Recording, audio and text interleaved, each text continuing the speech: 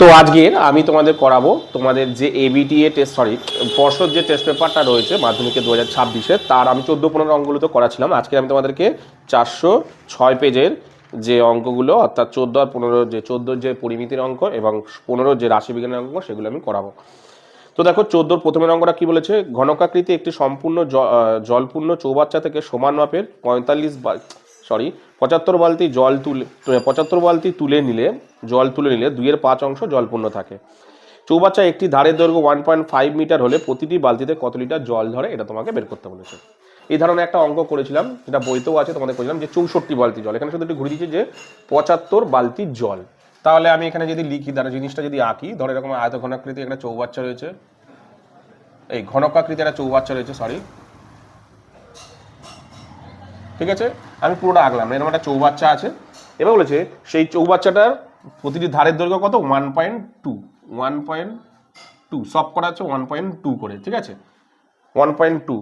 আচ্ছা, এবার বলেছে তোমাকে কি, দেখো বলেছে যে এই মানে এখানে কিছুটা জলপূর্ণ ছিল, ধরো সাপোজ এতটা মতন, বলছে কি সম্পূর্ণ মানে পুরোটা জল ছিল। এবার কিছুটা জল তুলে নিয়েছে, কতটা জল তুলেছে বলতো, 75 বালতি জল তুলে নিয়েছে, 75 বালতি জল তুলে নিয়েছে। কটা বালতি, 75 বালতি, 75 বালতি জল এখান থেকে তুলে নিয়েছে। তোলার পর না ধরো এতটুকু জল পড়ে আছে, এই এতটুকু জল ধরো পড়ে আছে, 75 বালতি তোলার পর এতটুকু জল পড়ে আছে, ঠিক আছে, ঠিক আছে। এই এতটুকু জলের পরিমাণটা কত বলে, দেখো 2/5 অংশ জলপূর্ণ, মানে পড়ে আছে কত, দেখো 2/5 অংশ জল পড়ে আছে, 2/5 অংশ জল পড়ে আছে, ঠিক আছে। তোমাকে বলছে এই যে বালতিতে তুললো, এই যে বালতিতে ধরো তুললো, এই যে বালতিতে যে তুললো জলটা, ঠিক আছে, এই যে বালতিতে যে জলটা তুললো, এই 75 বালতি জলটা যে তুললো, সে প্রতিটা বালতিতে কত লিটার করে জল ধরে সেটা তোমাকে বের করতে বলেছে। এই ধরনের অঙ্ক আমি আগে করে দিচ্ছি। তাহলে তোমার সবার প্রথমে কি করতে হবে, সবার প্রথমে তোমার কি জানতে হবে, প্রথমে আগে এই যে চৌবাচ্চাটাতে কতটা পরিমাণ জল ধরে, মানে পরিষ্কার কথা এই আয়তঘনকের আয়তন বের করতে হবে, প্রথম কথা। দ্বিতীয় কি, এই যে 75 বালতি জলটা যে তুলেছে সেই জলটা মানে কতটুকু জল, 75 বালতির জল, অর্থাৎ এই যে ফাঁকা অংশটা জল ধরো, এই 75 বালতি মানে ফাঁকা, এই ফাঁকা অংশ 75 বালতির জলটা মানে কতটুকু জল সেটা তোমাকে বের করতে হবে, ঠিক আছে। তাহলে কি বেরিয়ে যাবে, 75 বালতির জল যদি অত হয় তাহলে 1 বালতির জল কত হবে বেরিয়ে যাবে। তাহলে সবার প্রথমে আমি কি করব, সবার প্রথমে আমার কাজ হচ্ছে না তোমার আয়তঘনক চৌবাচ্চাটির আয়তন বের করা। চৌবাচ্চা বলে কেটে না, ঘনকাকৃতি সম্পূর্ণ চৌবাচ্চা, তাহলে চৌবাচ্চার জলের আয়তন, চৌবাচ্চার, আচ্ছা চৌবাচ্চার ধারের দৈর্ঘ্য লিখে দিই আগে, চৌবাচ্চার ধারের দৈর্ঘ্য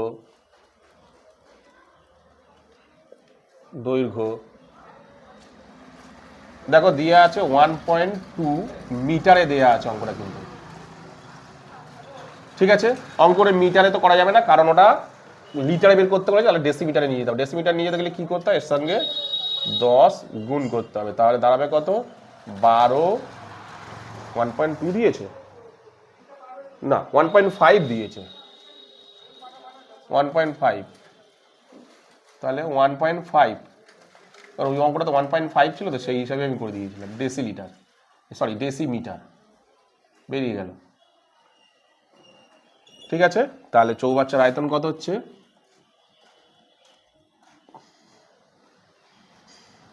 চৌবাচ্চার আয়তন কি জানি আমরা, ঘনকের আয়তনের ফর্মুলা কি, ধারের কিউব মানে এ কিউব, মানে ধারের কিউব মানে 15 কিউব, কত আছে 15 15 225, 225কে 15 দিয়ে গুণ করি, 225 গুণ 15, 5 15 75, 15 দুগুণে 30, 37-এর 7, হাতে রইল 3, 15 দুগুণে 30, হাতে রইল 3, 33, 33,375 ডেসিলিটার, ডেসিমিটার,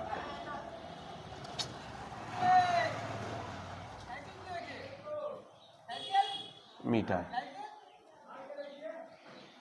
তাহলে এটাকে কি করব, আমি লিটারে নিয়ে চলে যাব, তাহলে লিখে দিই 775 লিটার। কিভাবে হলো লিটার এটা, কারণ 1 লিটার মানে হচ্ছে ঘন তো লিখলাম না, ঘন ডেসিমিটার, ঘন ডেসিমিটার, তাহলে এত ঘন ডেসিমিটার, সেই জন্য হলো এটা। ঠিক আছে, এইবার কি করব, এই 75 বালতি জল মানে কতটুকু পরিমাণ জল সেটা বের করব, কিন্তু লিটারে কিভাবে বের করব। তাহলে আমাকে একটা কাজ করতে হবে, ধরো এই পুরোটা মানে আমরা জানি কত, 1 অংশ, তার থেকে যদি এইটুখানি জল পড়ে আছে আর কি বাকিটা জল তুলেছে, তার মানে 1 অংশ থেকে যদি আমি এই 2/5 অংশটুকু বাদ দিই, তাহলে বেরিয়ে যাবে আমার মানে কত অংশ জল তুলেছি, হ্যাঁ কি না। মানে পুরোটা ধরো 1 অংশ, চৌবাচ্চায় ধরি জল, চৌবাচ্চার জলের পরিমাণ ধরে 1 অংশ, তাহলে জল পড়ে আছে কত, 2/5 অংশ, তাহলে জল তুলেছে কত, 1 থেকে ওটা বিয়োগ করে নিতে হবে। তাহলে আমি 75 বালতিতে কত অংশ জল ধরে অংশতে বের করে নিতে পারবো। তাহলে লিখছি আমি 75 বালতিতে জল, সরি তোমার ধরি চৌবাচ্চায় মোট জলের পরিমাণ, চৌবাচ্চায়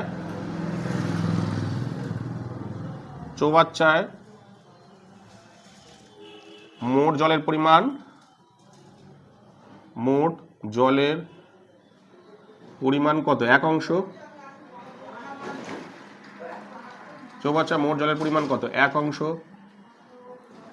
জল পড়ে আছে, চৌবাচ্চায় জল পড়ে আছে, জল পড়ে আছে তো এটা 75 অংশ জল পূর্ণ থাকে, হ্যাঁ জল পড়ে আছে কতটা, 2/5 অংশ।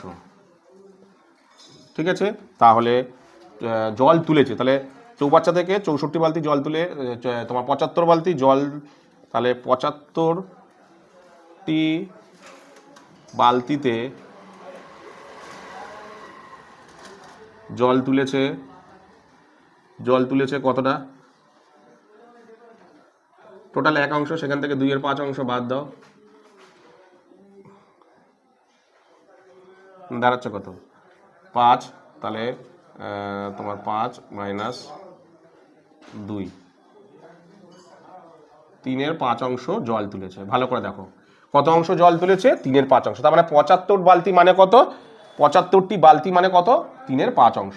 এবার ভালো করে বোঝো, তার মানে দেখো আমি যদি ঐকিক নিয়মে একটা জিনিস ভাবি, দেখো 75 বালতিতে কত লিটার জল আছে পেয়ে যাবে। দেখো পুরো জলটা মানে কত, 1 অংশ, পুরো জলটা মানে কত, 1 অংশ, এই 1 অংশ মানে কতটা পরিমাণ জল, 3375 ঘন ডেসিমিটার। তার মানে কি 1 অংশ মানে যদি এত ঘন ডেসিমিটার, মানে সরি এত কোথায় গেল, এই যে এত লিটার জল হয়, তাহলে 3/5 অংশ সমান সমান কত লিটার জল বেরিয়ে যাবে না ঐকিক নিয়ম করলে।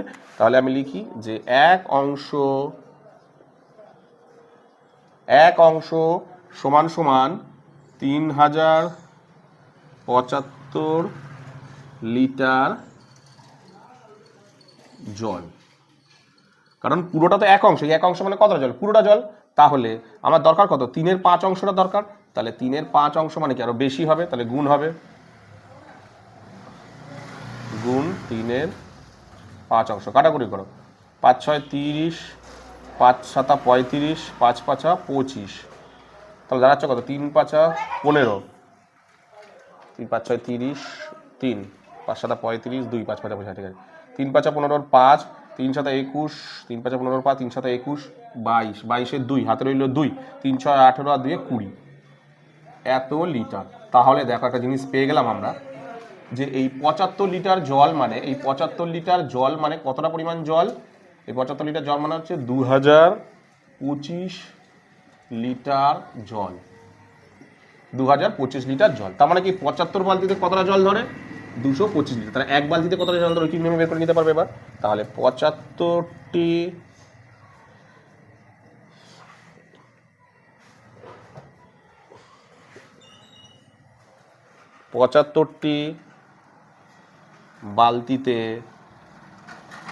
বালতিতে জল ধরে, 75টি বালতিতে জল ধরে কত, 2025 লিটার জল, 25 লিটার। তাহলে এক বালতিতে জল ধরে, ভাগ হবে,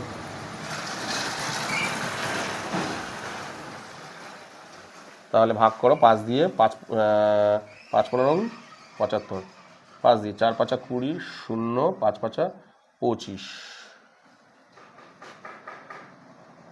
5 দিয়ে 3 5 15, 5 দিয়ে 5 8 40, 5 1 5, 3 দিয়ে 27, তাহলে প্রতি বালতিতে কত লিটার করে জল হচ্ছে? 27 লিটার। তাহলে প্রতি বালতিতে জলটা কত ধরছে? প্রত্যেকটা বালতিতে কতটা করে জল ধরছে? 27 লিটার করে জল ধরছে। প্রতি বালতিতে কত লিটার করে জল ধরছে? তাহলে 27 লিটার করে জল ধরছে। কি বললাম বুঝতে পেরেছো? চলো তুলে নাও। তো এরপরে আমি তোমাদের করাবো হচ্ছে 14-2 অঙ্কটা। কি বলেছে দেখো, একটি বৃত্তাকার কাগজকে প্রথমে ব্যাস বরাবর, পরে ব্যাসার্ধ বরাবর ভাঁজ করা হলো। এখন কাগজটি 3 ভাঁজ একদিকে রেখে 1 ভাঁজ অপরদিকে খুলে যে শঙ্কু উৎপন্ন হয় তার শীর্ষকোণের পরিমাপ কত হবে সেটা তোমাকে বের করতে বলেছে। তাহলে কিভাবে করব একটু ভালো করে বুঝে নাও। কি বলেছে অঙ্কটার মধ্যে, এই জিনিসটাই কিন্তু মেন বোঝার। অঙ্কটার মধ্যে কিচ্ছু নেই, 2-3 লাইনের অঙ্ক।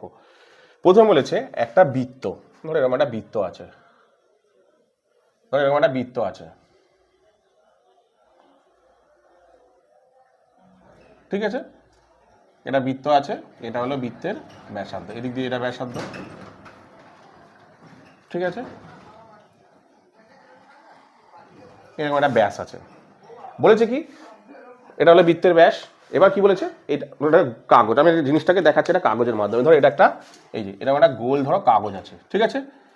হয়েছে। এবার বলেছে এটাকে ব্যাস বরাবর ভাঁজ করা হলো। ধরো এরকম আছে, ব্যাস বরাবর ভাঁজ করা হলো মানে আমি এরকম ধরনের একটা ভাঁজ করলাম। তাহলে ভাঁজ করলাম,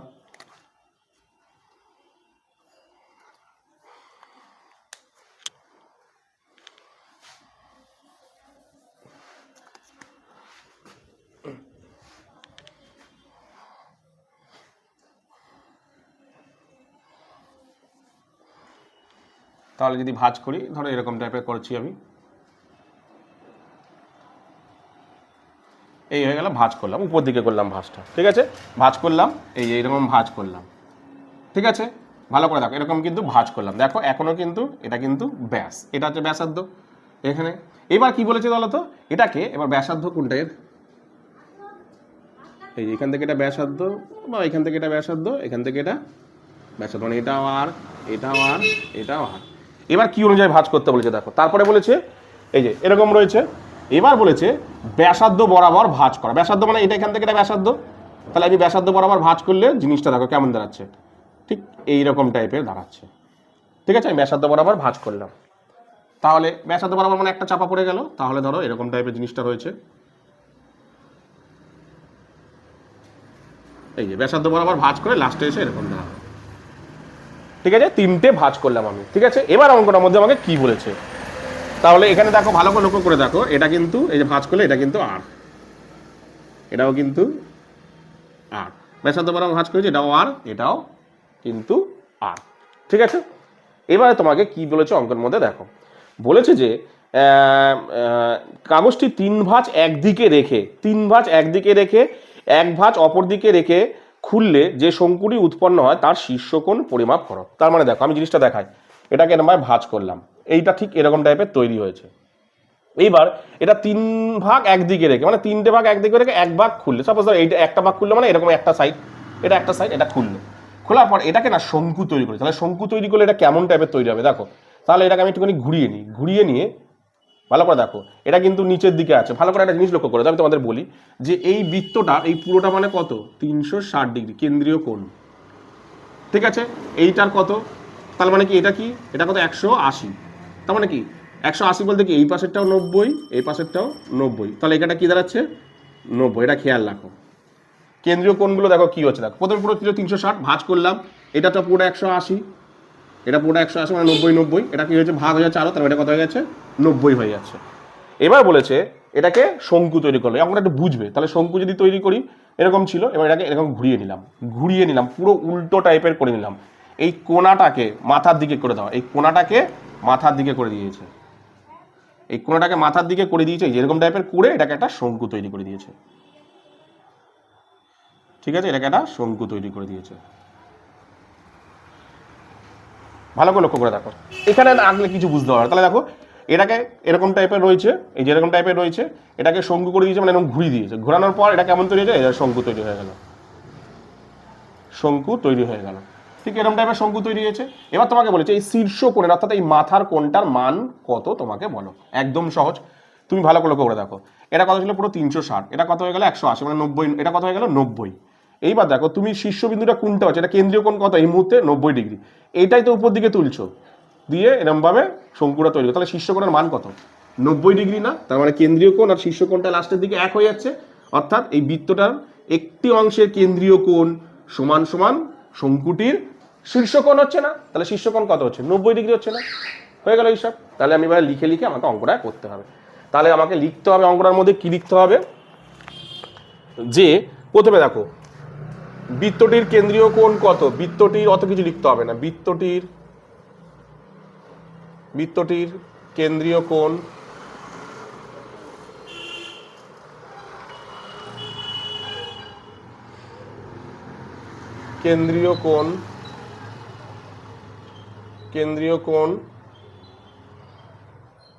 কত 360 ডিগ্রি, বৃত্তটির কেন্দ্রীয় কোণ কত 360 ডিগ্রি। এবার দেখো প্রতিটি অংশের কেন্দ্রীয় কোণ তাহলে কত হচ্ছে, প্রতিটি অংশের কেন্দ্রীয় কোণ কত হচ্ছে, প্রতিটি অংশের কেন্দ্রীয় কোণ কিন্তু 90 ডিগ্রি হচ্ছে। দেখো কারণ বৃত্তটিকে 3 ভাগ, এই কথাটা লিখে দিতে হবে, যে বলেছে কি না কাগজটিকে 3 ভাঁজ করে একদিক ভাঁজ করলে, এটা লিখতে হবে, কাগজটিকে এটা একটু লিখে দিতে হবে, তাহলে বোঝাতে হবে, কাগজটিকে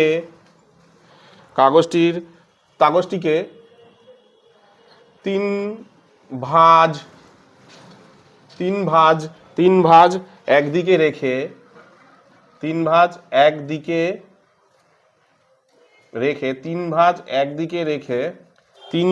একদিকে রেখে এক ভাঁজ অপর দিকে খুলেছি, কাগজটি 3 ভাগ একদিকে রেখেছি, মানে 3 ভাগ একদিকে রেখেছি আর 1 ভাগ খুলেছি, খুলে শঙ্কু উৎপন্ন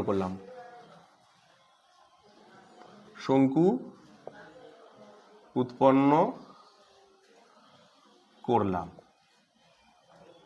তার মানে বোঝা যাচ্ছে কি 1 ভাগ খুললাম, তার মানে এই শঙ্কুর কেন্দ্রীয় কোণটা যা, মানে এই যে বৃত্তটা লাস্টের বৃত্তটা যা কেন্দ্রীয় কোণ, সেটাই এই শঙ্কুটার কি দেখো শীর্ষকোণ, কারণ এটাকে তো ঘুরিয়ে দিচ্ছি, তাহলে সেটাই হচ্ছে শীর্ষকোণ। তাহলে লিখি, তার মানে কি এই অংশের কেন্দ্রীয় কোণটার মান জানতে হবে, তাহলে প্রতিটি অংশের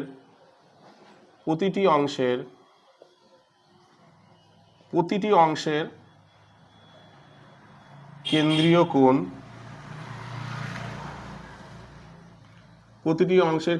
কোণ কত 360 টোটাল, যদি প্রতিটি অংশ 360কে 4 দিয়ে ভাগ করতে হবে, মানে 90 ডিগ্রি, মানে কত ডিগ্রি 360 ডিভাইডেড বাই 4 দিয়ে ভাগ করলে প্রতিটা হচ্ছে কত 90 ডিগ্রি, 4 ভাগের 1 ভাগ হচ্ছে 90 ডিগ্রি হচ্ছে। এবার কি দেখো শঙ্কুর কেন্দ্রীয় কোণ, মানে বৃত্তটির একটি অংশের কেন্দ্রীয় কোণ সমান সমান শঙ্কুর শীর্ষকোণ, তাহলে লিখি বৃত্তটির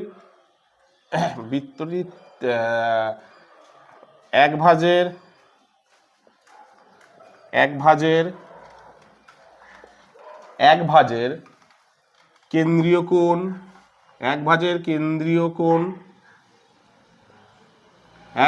কেন্দ্রীয় কোণ সমান সমান শঙ্কুটির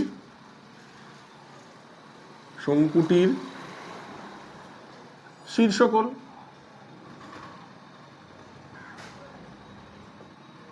তাই তো শীর্ষকোণ, তাহলে সুতরাং শঙ্কুটির শীর্ষকোণ ইকুয়াল টু শঙ্কুটির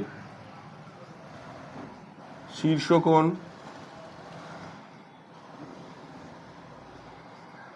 ইকুয়াল টু কত ডিগ্রি হচ্ছে 90 ডিগ্রি। অনেকে অনেক রকম ভাবে করবে, দরকার নেই, এটা একদম ইজিতে করে নিতে পারবে, ঠিক আছে। তাহলে শঙ্কুটির শীর্ষকোণ কত হলো না 90 ডিগ্রি, কত হলো 90 ডিগ্রি। কি বললাম বুঝতে পেরেছো? তারপরে দেখো 3-এর অঙ্কটা কি বলেছে দেখো, 21 ডেসিমিটার দীর্ঘ, 11 ডেসিমিটার প্রশস্ত ও 6 ডেসিমিটার গভীর একটি চৌবাচ্চা অর্ধেক জলপূর্ণ আছে। এখন সেই চৌবাচ্চার 21 ডেসিমিটার ব্যাস। আচ্ছা, এই অঙ্কটা কিন্তু তোমাদেরকে আমি এর আগেও করেছি, এই অঙ্কটা তোমাদের দেখবে 388 পেজের 14 দাগের 2-এর অঙ্কতে কিন্তু আমি এই অঙ্কটা করেছিলাম। তো সেখান থেকে মানে এই যে 3-এর অঙ্কটা, তাহলে 3-এর অঙ্কটা আমি কোথায় করেছিলাম, আমি এখানে লিখে দিচ্ছি। 3-এর যে অঙ্কটা সেটা 388 পেজের 14 দাগের দেখবে 2 নম্বরে যে অঙ্কটা আছে, সেখানে কিন্তু আমি এই অঙ্কটা করি। আরেকটা জায়গায়ও ছিল এই অঙ্কটা, মনে পড়ছে না, সেখানেও কিন্তু এই অঙ্কটা করে দিচ্ছি। 2 জায়গায় আছে, এটা নিয়ে 3 জায়গায় হচ্ছে, সেখানে আমি অঙ্কটা করে দিচ্ছি, সেখান থেকে তোমরা দেখবে। কি বললাম বুঝতে পেরেছো? চলো তুলে নাও। তো এরপরে আমি তোমাদের যে 15 দাগের যে অঙ্কগুলো সেগুলো করাবো। কি বলেছে দেখো, 1 নম্বরের অঙ্কটা বলেছে যে কোনো দুটি প্রশ্নের উত্তর দাও। নিচের তথ্যের প্রথমটা হচ্ছে সংখ্যা গুরুমান। সংখ্যা গুরুমান করতে গেলে আমাদের কি কি লাগে আমরা জানি, শ্রেণী সীমানা লাগে, আর একটা লাগে হচ্ছে পরিসংখ্যা। ব্যাস এই দুটো হলেই হয়ে যায়। তাহলে আমি লিখি শ্রেণী সীমানা আর পরিসংখ্যা, দুটোই দেয়া আছে এখানে। তাহলে শ্রেণী সীমানা, শ্রেণী সীমানা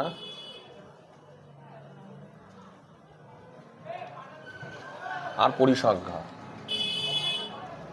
এই দুটোই লাগে এখানে, দুটোই দেখো দেয়া আছে। ঠিক আছে, দুটোই কিন্তু দেয়া আছে। কত কত আছে? 0 থেকে 5, 5, 10, 10, 15, 15, 20, 20,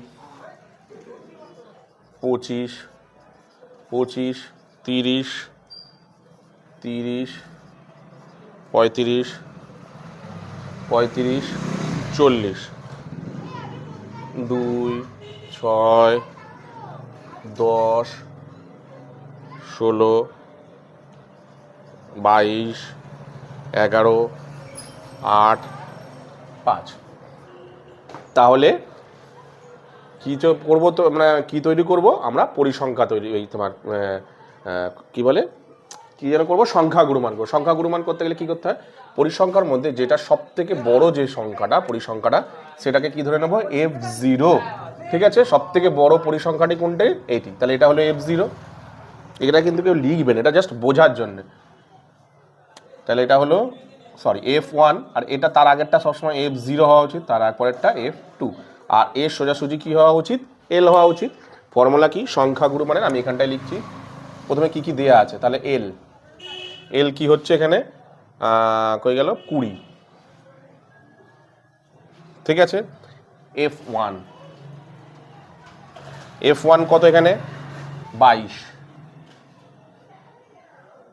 F2 11, F0 16, H এদের দুজনের ডিফারেন্স কত? 5। তাহলে সুতরাং সংখ্যা গুরুমানের ফর্মুলা কি? সংখ্যা গুরুমান ফর্মুলা কি? L প্লাস তোমার F1 minus F0, F0 to F1 minus F0 minus F2 into H, তাই তো? L কত এখানে? 20, প্লাস F1 কত? 22, F0 কত? 16, টু F1 কত? 22, F0 কত? 16, F2 কত? 11, H কত? 5। তাহলে 20 প্লাস উপরেটা কত হচ্ছে? 16, 6 6, 5 6 30, একেবারে গুণ করে দিলাম। এটা হচ্ছে 22 দুগুণে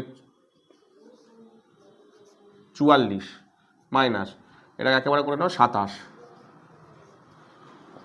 20 প্লাস 30, 7 13 4 17।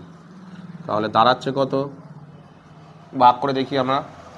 30কে 17 দিয়ে, 17কে 17, 7 কত দিলে 10 হয়? 3 দিলে হাতে রইল 1 1। তাহলে পয়েন্টের জন্য একটা 0, 7 দিয়ে, 7 7 49, 7 1 7 8 7 1 7 8 4 11, 119, 7 7 7 হ্যাঁ ঠিক আছে। 9 কত দিলে 10 হয়? 1 দিলে হাতে রইল 1 1 11। এর পয়েন্টের জন্য একটা 0। এবার 6 দিয়ে, 6 দিয়ে, 6 7 42 2, 6 1 6, 6 4 10, 2 কত 10 হয়? 8 দিলে পয়েন্টের জন্য আরেকটা 0, 4 দিয়ে 68। আর করার দরকার নেই। তাহলে কত হলো দেখো? 1.7। যেহেতু এটা 4 আছে তাহলে 6 থাকবে প্রায়। ঠিক আছে, তাহলে অ্যান্সার বেরোলে কত দেখো? 21.76 প্রায়। এই হয়ে গেল তোমাদের যে অ্যান্সারটা কত 21.7। একদম সহজ অঙ্ক দিয়েছে। কি বললাম বুঝতে পেরেছো? চলো তুলে নাও। তো এরপরে আমি তোমাদের করাবো হচ্ছে 15-2 অঙ্কটা। কি বলেছে দেখো, গড় নির্ণয় করতে বলেছে। আচ্ছা 5 থেকে 14, 15 থেকে, আচ্ছা এই ধরনের যখন অঙ্ক দেবে না, এই ধরনের অঙ্ক দেন এটা না প্রত্যক্ষ গড় পদ্ধতিতে করবে না, যে নর্মাল যে গড় পদ্ধতি, এটাতে কী করবে বলো তো, কল্পিত গড় পদ্ধতিতে করবে। তাহলে কি বলতো, অঙ্কটা না করতে সুবিধা হবে, সহজ হবে, না হলে গুণ করতে অনেক বড় হবে। ঠিক আছে, কল্পিত গড় করলে এটা খুব সহজ হয়ে যাবে। চলো তোমাদের করে দিই। তাহলে কল্পিত গড়ে কি লাগে, শ্রেণী সীমানা,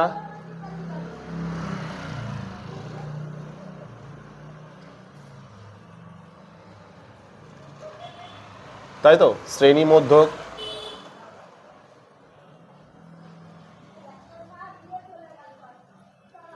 যেটা কিনা এক্স আই, ঠিক আছে, পরিসংখ্যা,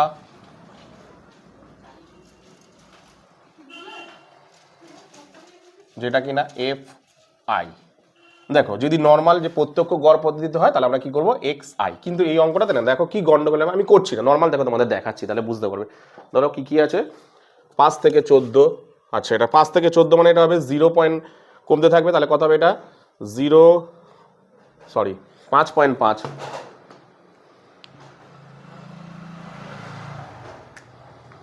ডাইরেক্ট করছি আমি, একটা লাইন যেটা লিখলাম না, হ্যাঁ ডাইরেক্ট করে দিই। 5.5, 14.5, 14.5,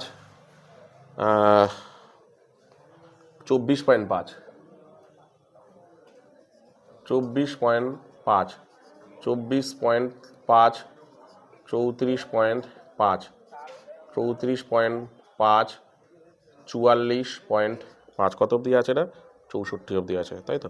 তাহলে 44.5, 54.5, 54.5, 64.5, ঠিক আছে। ও সরি, পরিসংখ্যাটা বসিয়ে নিই আগে। 3, 6, 18, 3, 6, 18, 20, 10, 20, 10, 3, ঠিক আছে। এর মধ্যমান কত হচ্ছে, এই দুজনকে যোগ করে 2 দিয়ে ভাগ করা, তাহলে কত হচ্ছে 4 5 9, ধরো 19, 19, এই 4 কত হচ্ছে এটা, ওহো এটা ভুল হয়েছে, সরি, এটা 4.5 হবে। তাহলে 4 4 18, 19, 19কে অর্ধেক করলে 9.5, তাহলে এটাও তাই হবে, 19.5 হবে। 19.5, 29.5, 39.5, 49.5, আর একটা হচ্ছে 59.5। দেখো এইবার যদি পরিসংখ্যাতে মানে যদি তুমি প্রত্যক্ষ গড় পদ্ধতিতে করো, দেখো এই জায়গাটা করার পর তুমি বুঝে যাবে যে কোনটাতে সুবিধা হয়। তুমি যদি প্রত্যক্ষ গড় পদ্ধতিতে করো তাহলে এগুলোকে সব গুণ করতে হবে, মানে এফআই এক্সআই তো কি করতে হবে, সব গুণ করতে হবে। তাহলে গুণ করলে অনেকটা সময় লাগবে, দরকার নেই। একদম সহজ উপায় কি করবে, তুমি এটাকে কি পদ্ধতিতে বের করে নেবে, এটাকে তুমি বের করে নেবে হচ্ছে তোমার না কল্পিত গড় পদ্ধতি। কল্পিত গড় পদ্ধতি কি লাগবে, ডিআই সমান সমান কি এক্স আই মাইনাস এ। এ বলতে কোনটাকে, এদের মাঝখানটাকে। দেখো 1 2 3 4 5 6, 6 মধ্যে যেটা ইচ্ছা ধরে নিতে পারো। তাহলে আমি এইটাকে এ ধরে নিলাম, লিখবে না কিন্তু, ঠিক আছে। ডি লাস্টে কি হয়, DI R F I.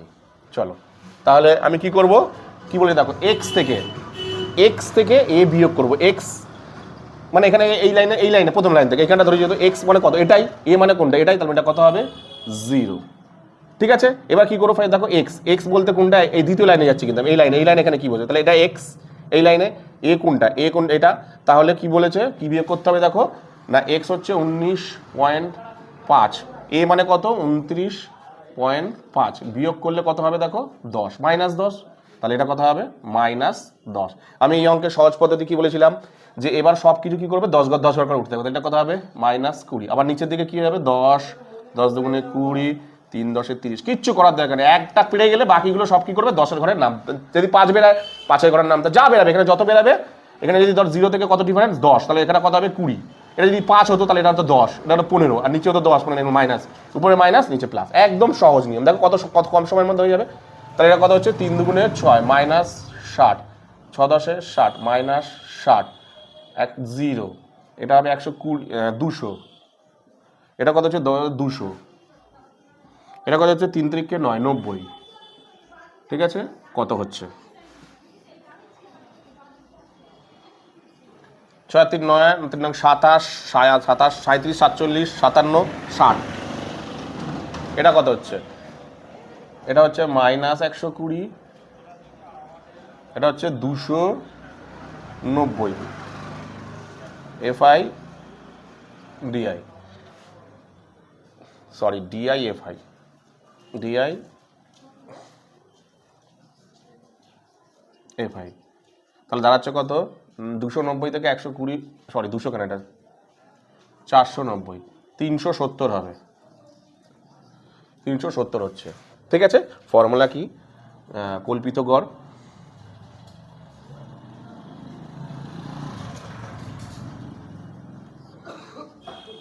Formula কি ছিল? A plus summation DI FI summation FI।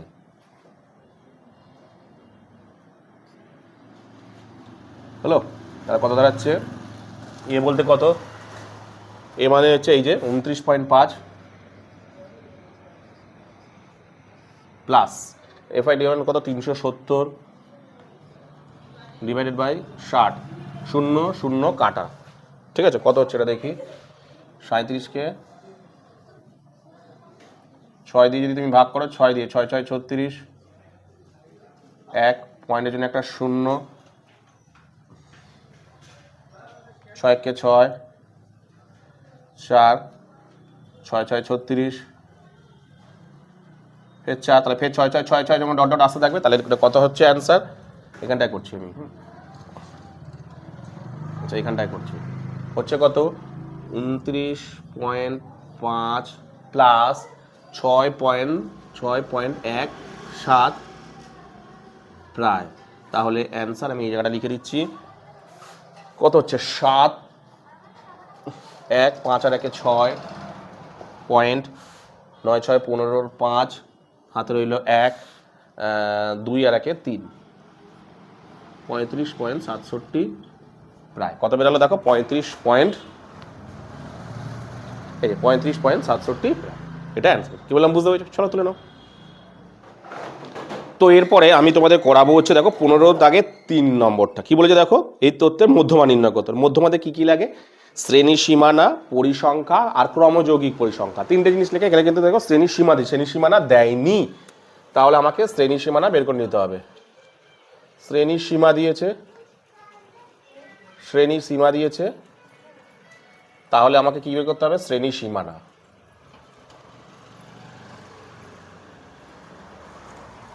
ঠিক আছে, আর কি লাগবে? পরিসংখ্যা লাগবে,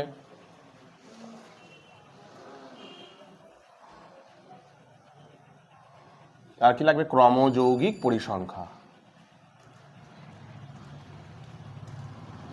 ক্রমযৌগিক পরিসংখ্যা।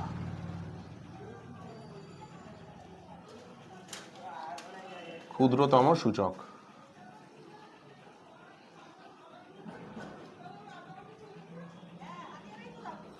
ঠিক আছে, কত কত দেয়া আছে এবার দেখে নিই।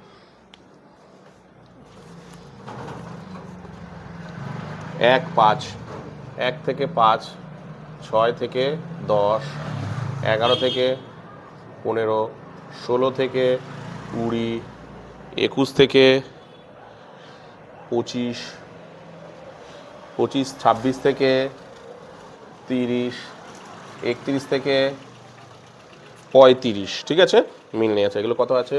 পরিসংখ্যা। আচ্ছা এখানে করে নিই। তাহলে কী হবে? এদিক থেকে হাফ কমবে, 0.5, 5.5, 5.5, 15.5, 5.5, 10.5, 10.5, 15.5, 15.5, 20.5, 20.5, 25.5, 25.5, 30.5, 30.5, 35.5। পরিসংখ্যা কত কত আছে? 2 3 6, 2 2 3 6, 7 5 4 7 5 4 3 হয়ে গেল। তাহলে কত হচ্ছে যোগ করি, 2 3 আর দিয়ে 5 6 5 11 18 18 আর 5 23 23 আর 4 27 27 আর 3 30। তাহলে n/2 কত হচ্ছে 30 divided by 15 sorry 30 divided by 2 15। তাহলে 15-র বেশি ক্রমযৌগিক পরিসংখ্যাটি হলো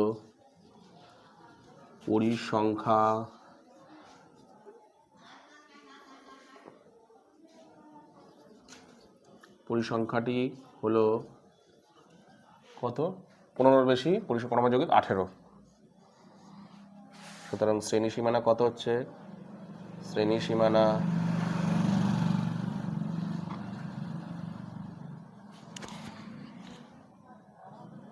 কত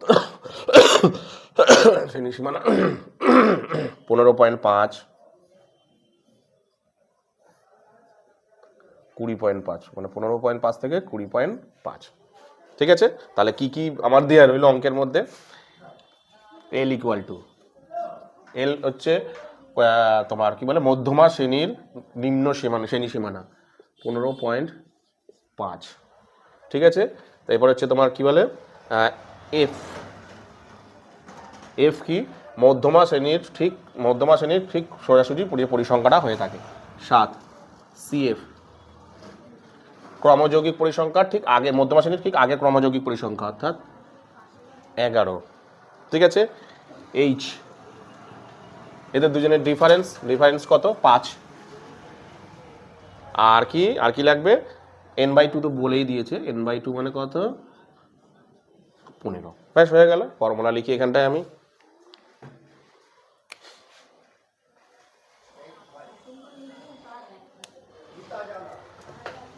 মধ্যমা equal two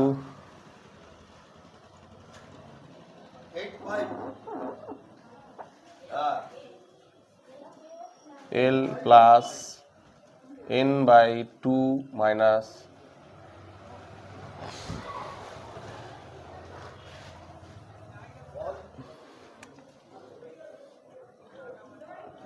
n/2 minus CF divided by F into H। L মানে এখানে কত দেখো 15.5 প্লাস n/2 মানে হচ্ছে 15, CF 11, F 7, H 5। তাহলে কত হচ্ছে 15.5 প্লাস 4 5 20, এখানে বিয়োগ করলে 4 আর একটা গুণ করলাম 7।